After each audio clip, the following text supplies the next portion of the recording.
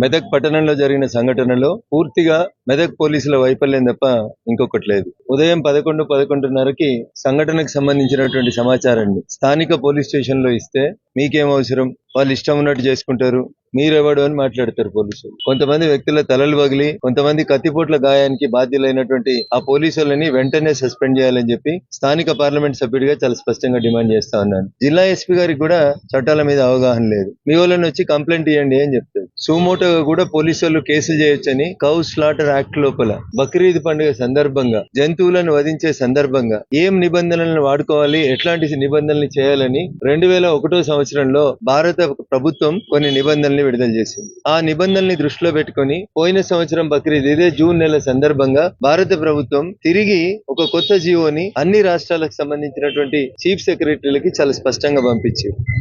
ఒక ఎస్ఐ గారు అంటారు ఆవులు లేవు కదా, అందులో దూడలు ఉన్నాయి కదా కోసుకోవచ్చు అంటాడు. ఇంకొక సిఐ గారు అంటారు అవి మగ జంతువులు ఉన్నాయి కదా, మగ జంతువులను అయితే కోసుకోవచ్చు అని అంటాడు. ముందు కౌన్సిలింగ్ చేయాల్సింది ఎవరినంటే ఎస్ఐలను సిఐలను కౌన్సిలింగ్ చేయాలి.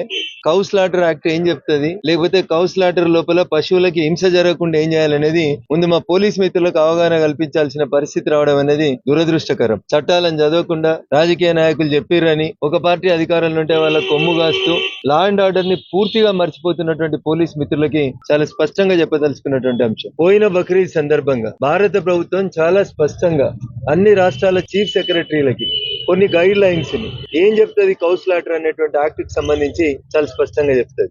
మా మెదక్ ఎస్పీ గారు ముఖ్యంగా వినాలి కాబట్టి ఆయన కోసం ఈ 2 లైన్లు చదివి వినిపిస్తాను. ఎందుకంటే ఇది పోయిన సంవత్సరం వచ్చింది కదా, ఈ సంవత్సరం ఉన్నదో లేదో అనుకుంటాడు మా మెదక్ ఎస్పీ. అందుకని ఆయనకు అర్థం కావడం కోసం మళ్ళీ చెప్తా ఉన్నా. ఆ మెదక్ టౌన్ సిఐకి ఆ మెదక్ టౌన్ ఎస్ఐకి అర్థం కావడం కోసం చెప్తా ఉన్నా. అంటే వాళ్ళ దృష్టిలో ఆవైతేనే కోయొద్దు, ఏ పశువునైనా ఎక్కడ పడితే అక్కడ కోయొచ్చు అనేటువంటి పెద్ద పోలీస్ ఆఫీసర్లందరికీ కొంచెం తెలుగులో అర్థం కావాలని ఇంగ్లీష్ లో ఉన్నదాన్ని ట్రాన్స్లేట్ చేస్తా. ఒక వకీలుగా చట్టం తెలిసినటువంటి వ్యక్తిగా మిమ్మల్ని గైడ్ చేయడం, మిమ్మల్ని మంచికి వైపు నడిపించడం అనేది ఒక పార్లమెంటేరియన్ గా నా బాధ్యత అనుకుంటున్నా. అంతేగాని పలానా పార్టీ అధికారంలో ఉంది కాబట్టి పలానా పార్టీ ఎమ్మెల్యే చెప్పింది కాబట్టి ఎవరిని చంపినా మేము ప్రేక్షక పాత్ర వహిస్తామనేటువంటి మెదక్ ఎస్ఐ సిఐల నిర్లక్ష్యాన్ని ఎట్టి పరిస్థితుల్లో కూడా సహించేది లేదు. పోలీసు ఉన్నతాధికారుల దృష్టికి తీసుకుపోయి నిన్న సంఘటనకు పూర్తిగా మెదక్ పోలీసుల వైఫల్యం తప్ప ఇంకొకటి కారణం కాదు.